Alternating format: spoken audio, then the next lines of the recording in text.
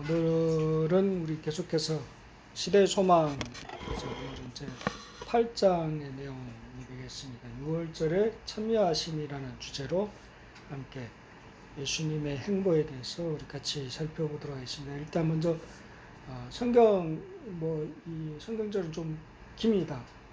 우리 같이 한번 그래도 읽어볼까요? 네.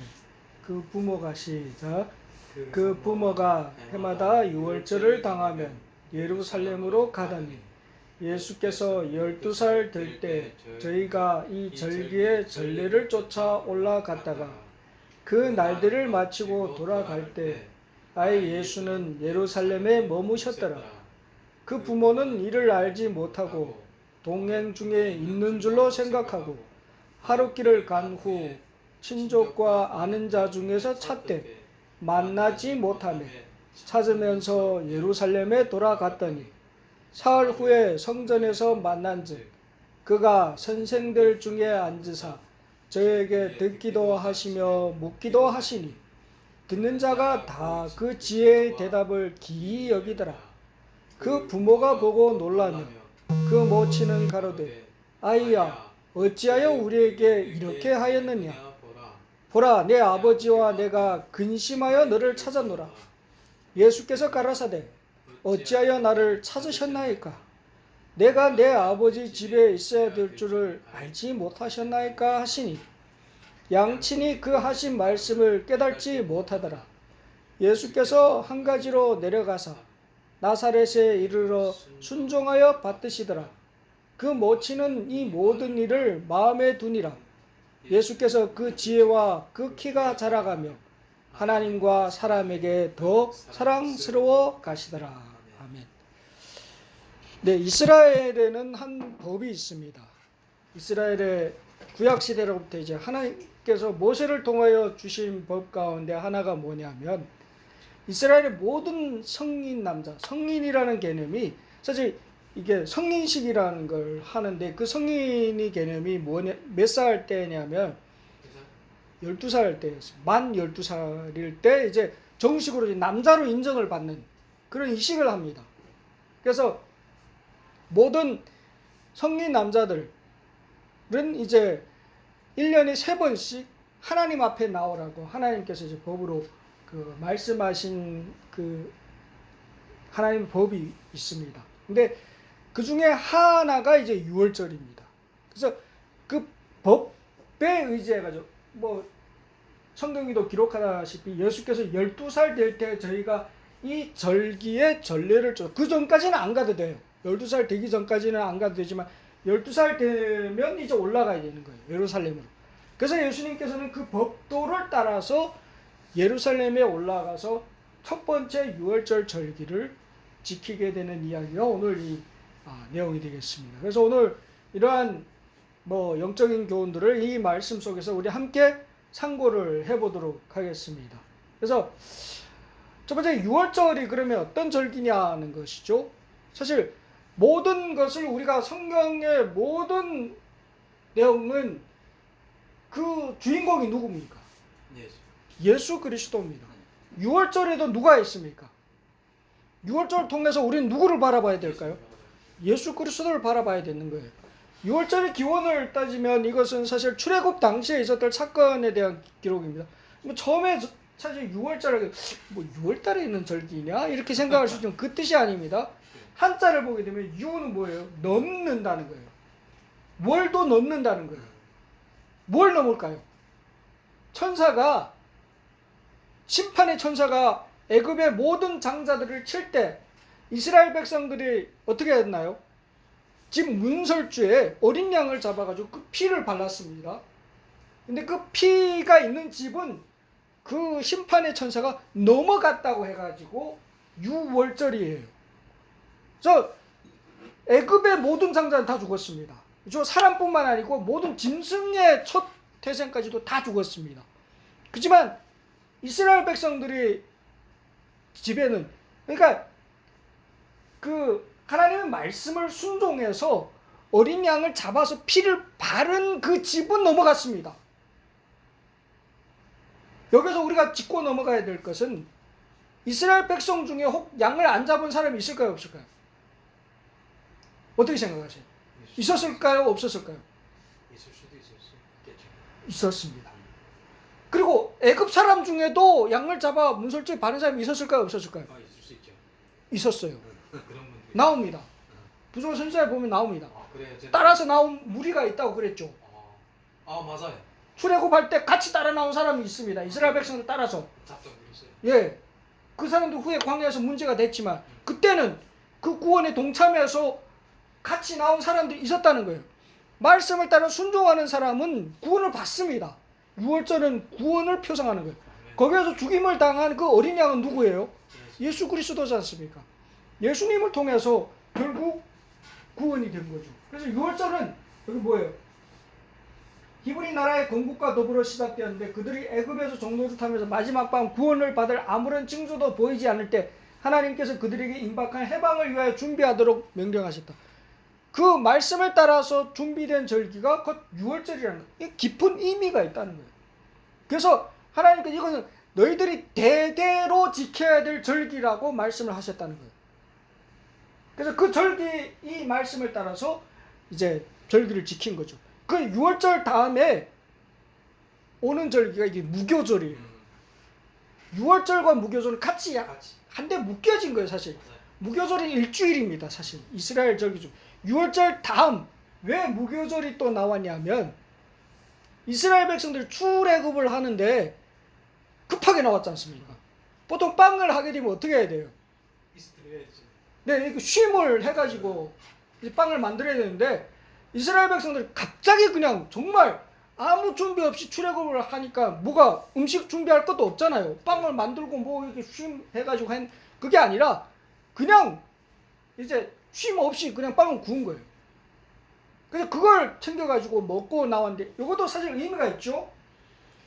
6월절 뒤이어 7일간이 무교절이 있었다. 이 무교절 둘째 날에는 그의 수확물 가운데 처음 익은 열매 즉 보리단을 여호와 앞에 드렸다. 절기의 모든 이식은 그리스도께서 하실 사업을 표상하였다. 이스라엘 백성이 애굽에서 구원을 받은 것은 구속에 대한 실물 교훈이었고 6월절은 그것을 기념하기 위한 것이었다. 죽임을 당한 어린 양, 누룩 없는 떡, 처음 익은 곡식단은 다 구주를 상징하였다. 모든 이 절기와 그 속의 모든 내용물들은 결국 예수님께 초점을 맞췄다는 거예요. 누룩 없는 떡. 이 사진의 모형은 실제 이스라엘 백성들이 먹는 떡의 모양이래요. 누룩 없는 이렇게 그냥 구워서 맛있을까요? 그렇죠. 그냥 진짜 이거는 그냥 굽는 거예요. 그냥 맨 밀가루로. 그러니까 맛은 없어요. 하지만 거기에는 의미가 있다는 거예요. 이 떡을 먹으면서 누구를 기억하라는 거예요. 예수님을. 우리가 구원받았다. 그거예요. 애굽에서 우리가 구원받았고 6월절에 그 심판의 천사로부터 우리가 구원을 받았고 애굽에 이제 종 되었던 데로부터 어떻게 됐다? 노임을 받았다는 거예요. 7일 동안 그 무교봉을 먹으면서 기억하는 거예요. 과거의 그러한 것들을 역사를 기억하면서 하나님께 가까이 나가는 그런 절기가 6월절과 무교절이라는 것입니다. 이스라엘은 사실 이런 7대 절기가 있죠. 6월절, 무교절, 초실절, 초실절, 사실 처음 열매를 요제절이라고도 합니다. 처음 이제 익은 단을 이제 하나님 앞에 드리는 그런 이 3대 절기는 같은 14, 15, 16, 17 1월 17일 그 다음 날 이제 요제절 드리고 그 다음 6월절로부터 이제 50일째가 77절이죠. 오순절이라고도 하고 오순절에 성령을 받은 절기죠. 그 다음 7월 1일이 나팔절, 그 다음 7월 10일이 대속절, 그 다음 장막절, 대속절로부터 이제 한 주일 지나가지고 이 장막절, 초막절이라고도 합니다. 그래서 이게 이스라엘의 7대 절기입니다. 전부 다 예수님하고 상관되어 있어요. 그렇죠? 6월절 예수님의 십자가, 그리고 이제 무덤에 장사되고 초실절은 요제절 부활을 의미하고 오순절 성령, 나팔절은 이제 마지막 예수님 재림 직전의 외침, 그리고 대속절은 이제 성소의 봉사, 마지막 이제 하늘나라의 천년 왕국, 이렇게 전체적으로 상징적인 영적인 의미가 있지만 7대 절기가 이스라엘 7대 절기는 전부 초점이 예수께 맞춰져 있다는 겁니다. 근데 이 7대 절기 중에 이스라엘 모든 남자들이 하나님 앞에 나가야 되는, 성전에 나가야 되는 그런 절기가 3대 절기가 있었는데 그게 뭐냐면 6월절, 7.7절, 초막절이라는 거예요. 이 세 번의 절기는 하나님 앞에 다 나가야 되는 거예요. 그래서 그 전례를 쫓아 예수께서도 6월절에, 첫 6월절에 이제 예루살렘으로 올라간 사건이 오늘 이 본문의 말씀이라는 거예요. 근데 예수님께서도 사실 예수님께서는 자신이 어떤 사명을 갖고 이 땅에 오신 걸 어린 아이였지만 그분은 아셨습니다. 그렇죠? 그분의 생애를 전체를 살펴보면 뭐 어렸지만 그 어린 나이에 걸맞지 않게 영적인 그런 존재였다는 거 우리가 지난번에 말씀 속에서 우리가 배웠었지 않습니까? 근데 예수님께서 예루살렘에 올라가서 성전에서 행해지는 그런 이식을 통해 가지고 그 모든 이식의 핵심이 결국 자기 자신을 가리킨다는 것을 깨달았다고 그랬습니다. 여기 신의 소망에 보게 되면 소년 예수께서 처음으로 성전을 바라보셨다. 그는 흰 두루마리를 입은 제사장들이 엄숙한 성전 봉사를 하는 것을 보셨다. 향년이 하나님 앞으로 올라갈 때 그는 다른 경배자들과 함께 머리를 숙여 기도하셨다. 그는 그 감명적인 6월절 예식들을 목도하셨다. 그는 날마다 그 예식들의 의미를 더욱 분명히 깨닫게 되셨다. 의식의 모든 행사는 자신의 생명과 관련이 있는 듯이 보였다. 새로운 충동이 그의 마음속에서 일어나고 있었다. 그는 조용하고 열심히 어떤 큰 문제를 풀어내려고 하는 듯이 보였다. 당신의 사명의 신비가 구주에게 공개되고 있었다. 그러니까 이런 예식들은 사실은 제사장들이 이 예식을 하면서 그냥 습관적으로 계속해서 제사를 드렸지 않습니까? 그것이 본 의미를 그들은 망각한 채 그렇게 살고 있었지만 예수님께서는 처음으로 예루살렘에 올라가서 6월절 참여하면서 그분은 이걸 보면서 자신이 이제 앞으로 자신의 삶 속에 다가올 그러한 사건들에 대해서 이분은 깨달으셨다고 기록하고 있다는 것입니다. 우리가 사실 이제 뭐 성경을 우리가 달달 외우면서도 우리는 성경에 있는 예수님은 모를 수가 있다는 것입니다. 제사를 매일 드리면서도 우리는 그 제사의 정말 본질 대신 예수 그리스도는 놓칠 수가 있다는 겁니다. 마찬가지로 예수님께서 6월절에 가가지고 이제 랍비들하고 앉아가지고 뭐 6월절 때가 되면 전 세계 각지에 흩어져 있던 모든 유대인들이 다 모였습니다. 꼭 뭐 그때 당시에 이미 그 유대인들이 전 세계에 많이 흩어져 살았었지 않습니까? 로마 시대, 예수님 당시에 많이 흩어져 살았던 모든 사람들이 다 예루살렘으로 성지순례를 하는 거죠. 다 올라가가지고 모였기 때문에 모이면 가장 신난 사람들이 누굴까요? 랍비들이에요. 왜 신날까요? 자기들이 종교적인 것을 드러낼 때, 학문적인 것을 자랑할 때, 그렇지 않습니까? 사람들이 모였을 때 뭐 제일 잘났다고 하기가 딱 좋지 않습니까? 사람들에게 뭔가를. 근데 랍비들이 지금 앉아가지고 이 랍비라는 건 꼭 유대에만 있는 게 아니에요. 뭐 각지 흩어져 있는데도 각자 나름대로 랍비들이 있거든요. 그럼 그렇게 흩어져 있던 랍비들이 모여 앉아가지고 뭘 할까요? 내가 성경을 더 잘한다고 아마 뭐 크게 자랑을 하겠죠. 학문적으로 뭐 얘기를 하고 뭐 어떤 성경절을 놓고 그 깊이 있게 어떻게 누가 더 깊이 있게 해석하냐 그걸 갖고 막 논쟁을 하고 아마 그랬을 것 같아요. 근데 그런 판에 지금 누가 끼어든 거예요? 예수님이 끼어드는 거예요. 근데 예수께서 이게 뭐 사람들이 보통 보게 되면 뭐예요? 좀 차별하지 않습니까? 네가 뭘 안다고 뭐 어린 것이 조용히 좀 가만히 있지 못해? 보통 그러지 않습니까? 우리가 애들이 뭐라고 하면 저도 그래요. 애들이 뭐라고 삐치고 그러면 어른들이 얘기할 때 뭘 삐치냐? 저기 있어.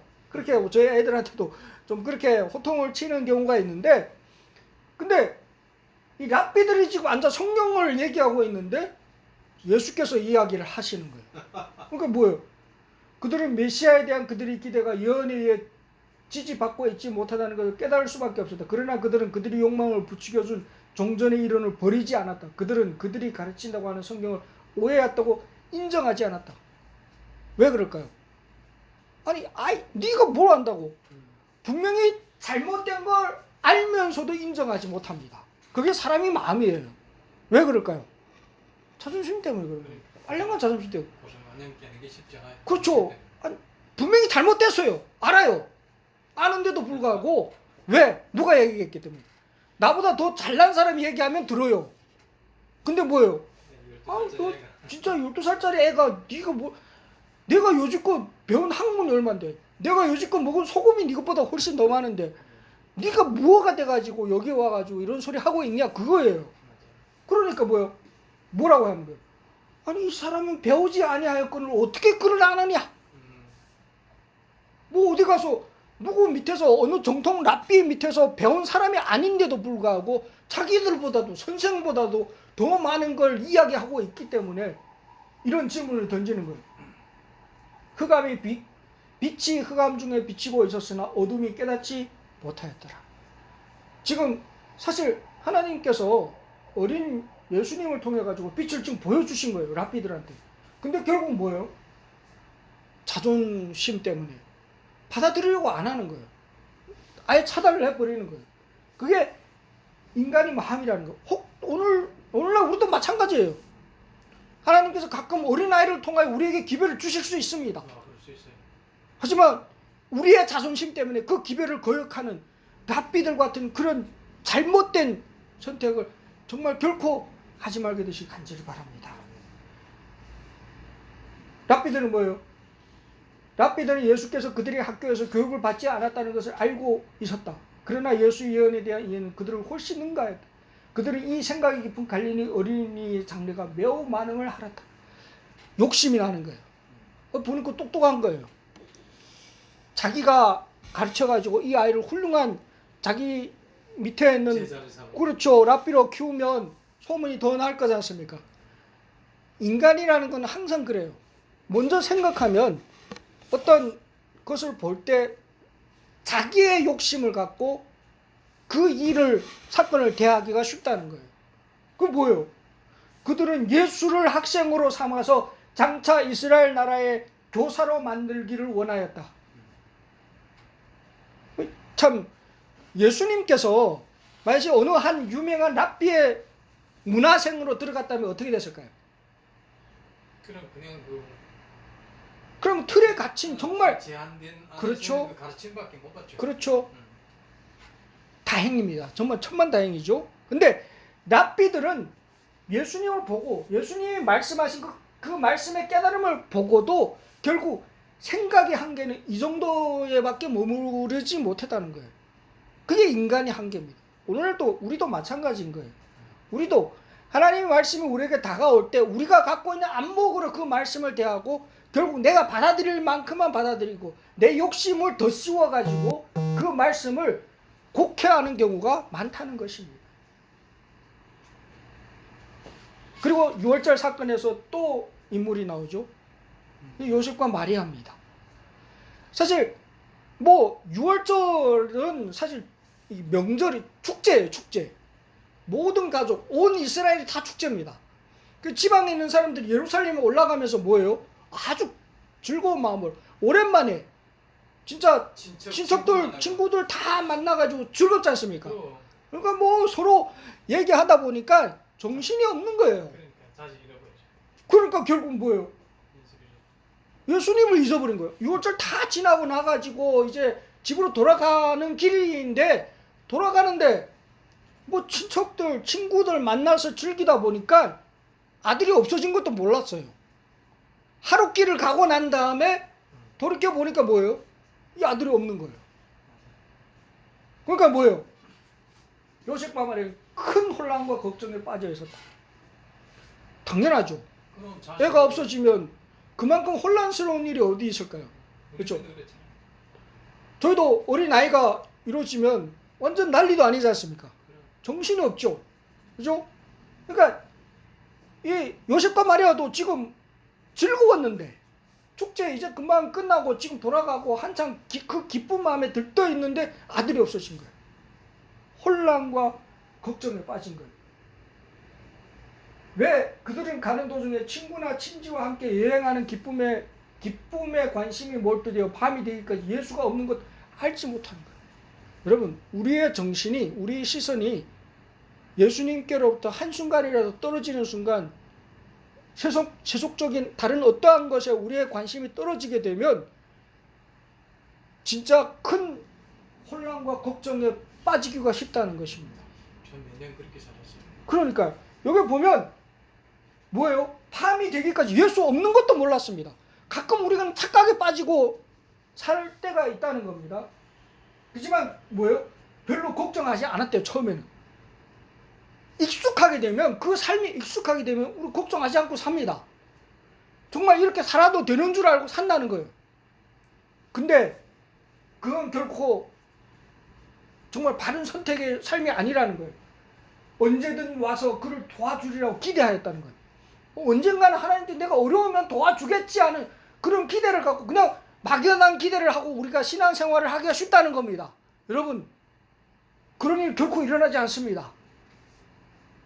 그렇지만 그들은 이제 불길한 이해감을 들었고 그들 자신을 이제는 자책하기 시작한 거예요. 내가 그때 조금만 잘했어도, 내가 그때 바로 찾았어도, 그런 생각을 할 수가 있다는 겁니다. 어쩌면 우리도 요셉과 마리아와 같은 그런 신앙의 잘못된 신앙을 하기가 쉽다는 거예요. 결국 뭐예요? 착각에 빠진 거예요. 여러분, 착각만큼 무서운 게 없습니다. 마리아와 요셉이 뭐예요? 동행 중에 있는 줄로 생각했다는 거예요. 여러분, 여기 사진이 보이십니까? 고양이가 자기가 거울을 보면서 지금 뭐라고 착각하는 거예요? 착각. 예, 범인 줄로 착각한다는 거예요. 우리의 모습입니다. 맞아요. 나는 예수 잘 믿는다고 착각하는 거예요. 맞아요. 나는 하나님의 계명을 잘 지킨다고 착각하는 거예요. 그리스도인들이 착각에 빠진 강도의 죄는 큰 죄고 내가 거짓말을 하는 건 그것쯤이야. 이건 작은 거니까 괜찮겠지. 안식일에 그냥 조금 먹고 살기 힘드니까 가끔 안식일을 안 지키는 것, 이런 것쯤이야. 우리가 똑같이 이런 착각의 신앙에 빠지기가 쉽다는 겁니다. 맞아요. 하나님과 나는 동행하는 줄 알고 있다는 착각한다는 거예요. 근데 사실은 없었다는 거예요. 사실은 아니었다는 거죠. 사실은 나는 고양이였다는 거죠. 그럼에도 거울을 보면서 자기 스스로 계속해서 나는 호랑이다 이렇게 하면서 자가 최면에 빠지고 자가 당착에 빠져가지고 결국에는 뭐예요? 오늘날 우리 재림교인들의 신앙도 마찬가지라는 거예요. 안식일을 열심히 지키는 것, 그 착각 속에서 나는 구원받은 그런 자기만의 확신 속에서 살면서 우리는 예수님을 잊어버리는 그런 삶을 살고 있지는 않은지 스스로 살펴볼 필요가 있다는 것입니다. 저도 지금 저렇게 살아간 지 한 2년 그렇게 산 것 같아요. 그러니까. 왜냐하면 난 내 입은 그냥 예수라는 이름 불렀어요. 그런데도 예수님이 없었어요. 그러니까요. 그래서 사실 이게 착각의 신앙의 대표적인 사람들이 바리새인들이에요. 오늘 이게 엄청 충격을 받았어요. 그러니까 뭐예요? 위선적인 서기관과 바리새인들이요. 이 예수님께서 이 성경의 마태복음 23장의 내용을 중국어 성경을 직역을 한 겁니다. 뭐예요? 위선적인 서기관과 바리새인들이요. 너에게 화가 있으리라. 너희는 사람들 앞에서 천국 문을 닫고서 너희도 들어가지 않고 들어가려는 사람도 들어가지 못하게 하는도다. 위선적인 서기관과 바리새인들이요. 너에게 화가 있으리라. 위선적, 회칠한 무덤 같은 일. 바리새인들은 사실 바리새인들은 스스로는 어떻게 생각했을까요? 자기가 호랑이라고 착각한 사람들이에요. 가장 하늘나라를 가야 된다면 우리가 제일 먼저 들어가야 된다고 착각하는 사람들이에요. 우리가 하늘 못 가면 갈 사람이 없다고 그렇게 신앙하는 사람들이 누구예요? 바리새인들이에요. 이스라엘에서 우리만큼 신앙을 열심히 하는 사람이 있으면 나오라 그거예요. 그렇지 않습니까? 성경 수를 갖고 옷수를 길게 하고 이마에다 길게 차고 다니고 하루에 일주일에 몇 번씩 금식기도 하고, 그렇죠? 정말 그러니까 예수님 앞에 나와서 뭔가 질문할 때 당당했지 않습니까? 우리만큼 니는 우리만큼 사냐 그거예요. 그거지 않습니까? 근데 예수께서 뭐라고요? 착각하지 말라. 니네 그 자가당착에 빠져가지고 결국엔 너희들이 멸망하는 거다. 너희들이 회칠한 무덤 같은 뭐요? 너희보다 배나 악한 지옥의 자식을 만드는 사람들이 결국 너희다. 너희만 구원 못 받는 게 아니고 너희들이 가르친 사람도 구원 못 받게 그 길을 막고 있는 사람은 결국 너희다고 이렇게 말씀하고 있다는 거예요.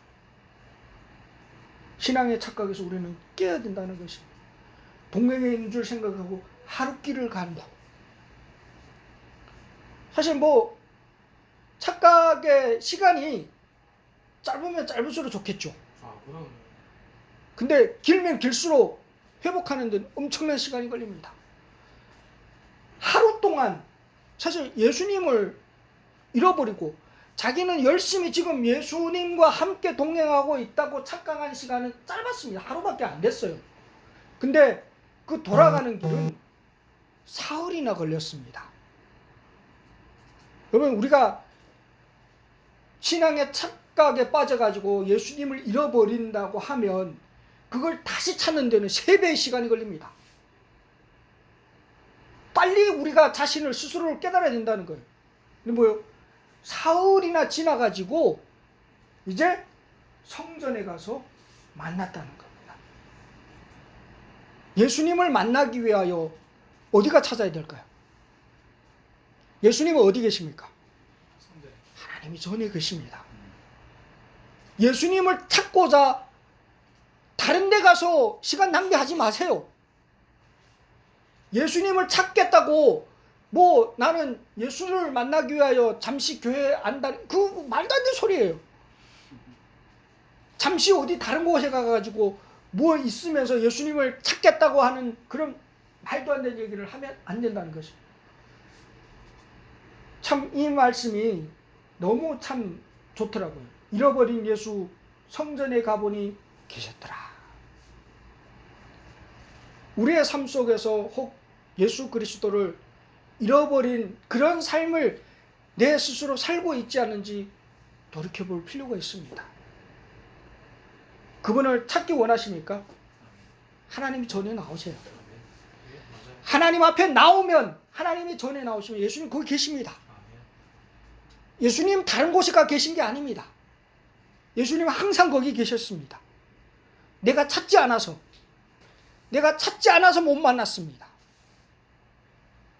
마리아와 요셉도 하루 동안 잃어버렸던 그분을 성전에 가서 찾으셨다는 거예요. 만일 요셉과 마리아가 묵상과 기도로 그들의 마음을 하나님께 머무르게 하였다면 그들은 하나님의 아들을 맡은 직분의 신성성을 깨닫게 되었을 것이며 따라서 예수를 잃어버리지 않았을 것이다 했습니다. 매일매일 우리가 우리의 삶 가운데 기도하고 정말 말씀을 묵상하고 예수님을 매일 주시하고 계셨다면 그분을 결코 잃어버리지 않을 것이라고 이야기하고 있습니다. 우리는 어떻게 합니까? 우리도 이와 같은 경우를 당한다. 우리는 쓸데없는 잡담과 험담과 기도의 등한으로 말미암아 단 하루 동안에 구주에게서 떠나가게 되며 그를 찾아서 잃어버렸던 평안을 다시 회복하려면 여러 날을 실패하며 찾아야 할 것이다.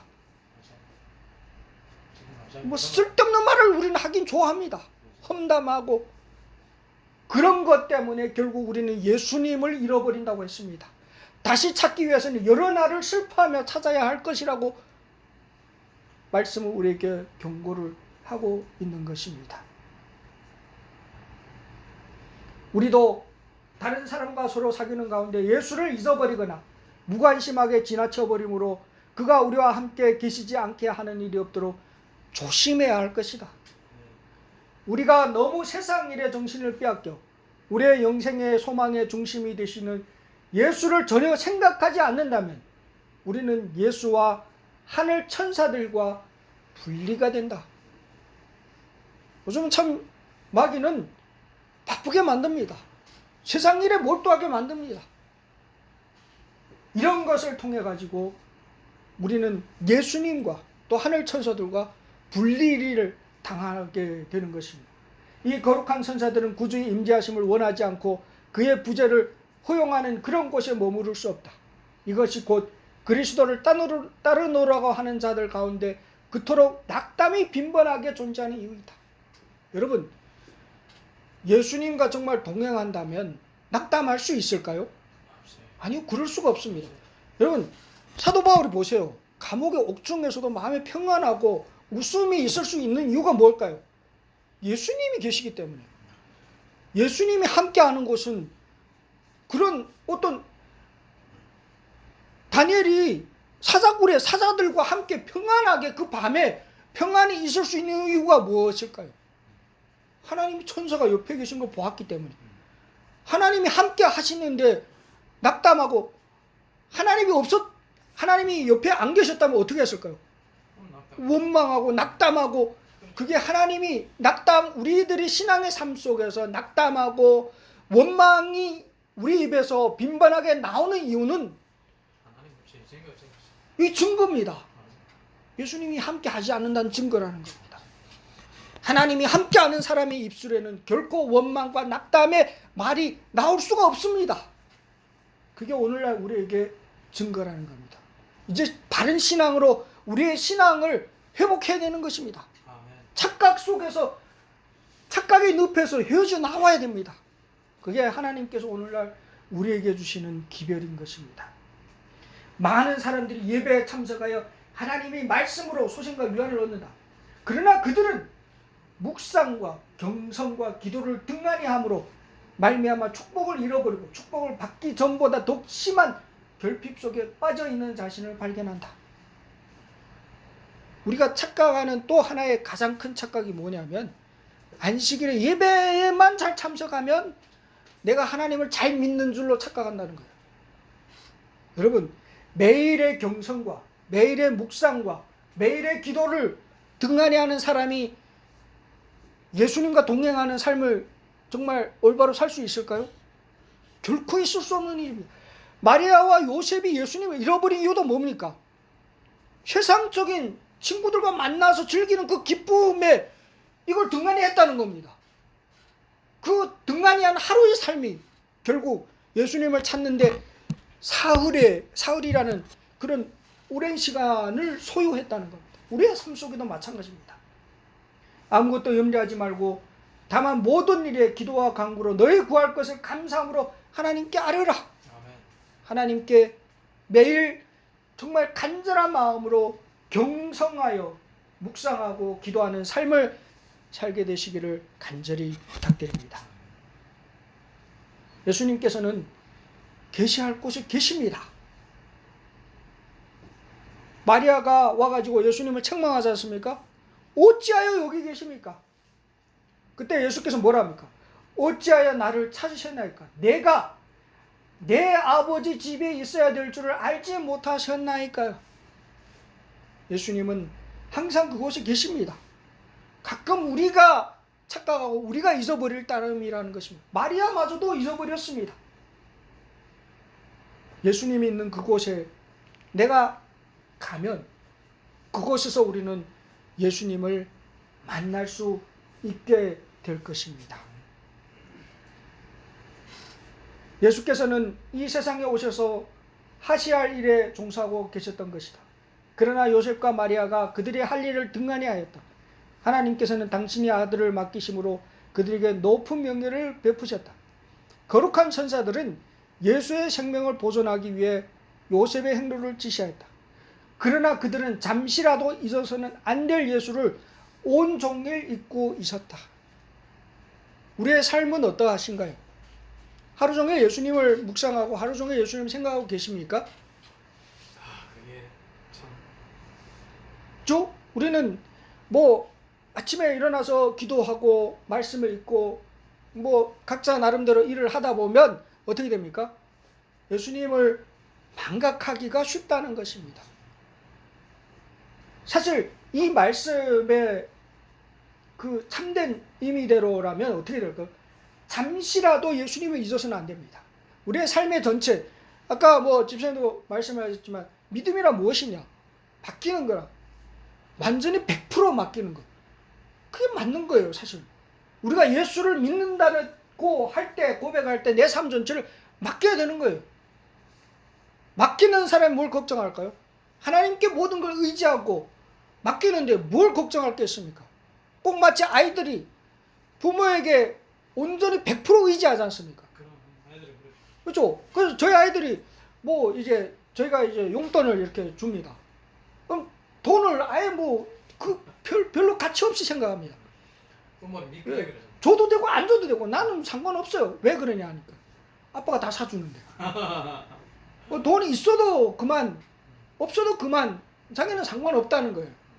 그게 믿음이에요. 그럼. 그게 의지하는 거 100%. 맞아요. 하나님께 우리의 자신을 온전히 의지하는 게, 그거는 정말 뭐 아침에 기도할 때만 의지하는 게 아니라는 거예요. 잠시라도 우리의 삶 가운데, 우리의 기억 속, 우리의 생각 속에 예수 그리스도를 잊어서는 안 된다는 것입니다. 하나님께서는, 예수님께서는 계시할 곳이 항상 계십니다. 우리의 삶 가운데 항상 예수 그리스도를 내 삶의 중심으로 모시고 사는 그런 삶을 살게 되시기 간절히 바랍니다. 결론적으로 이제 우리가 그리스도의 생애를 깊이 명상하는데 매일 1시간을 바치는 것은 매우 좋은 일이다. 우리는 그의 생애를 한 조목 한 조목씩 연구하고 각 장면, 특히 그의 생애의 마지막 장면을 확실하게 머릿속에 그릴 것이다. 이와 같이 우리가 우리를 위한 그의 크신 희생을 깊이 생각할 때 그에 대한 우리의 신뢰는 더욱 굳어질 것이며 우리의 사랑은 격발되고 우리는 더욱 그리스도의 정신에 깊이 물들게 될 것이다. 만일 우리가 마침내 구원을 얻고자 한다면 우리는 십자가 밑에서 통회와 겸손의 공과를 배워야 한다. 나는 책을 너무 좋아해요. 그러니까 우리가 하나님 앞에 정말 이 말씀이 결국 우리의 인생의 답입니다. 정답입니다. 우리의 인생의 정답은 예수께밖에 없습니다. 6월절에 참여하심의 이 말씀을 통하여 하나님께서 오늘날 우리에게 정말 깊은 교훈을 주고 있습니다. 그 속에 계신 예수 그리스도 놓치지 마시게 되시기 바랍니다. 우리의 삶 가운데 어떤 일이 있더라도 이제 예수님을 잠시라도 놓치는 일이 없는 그러한 신앙의 삶을 살게 되시기 간절히 바라면서 오늘 말씀을 마치겠습니다. 네. 오늘 말씀을 마치겠습니다.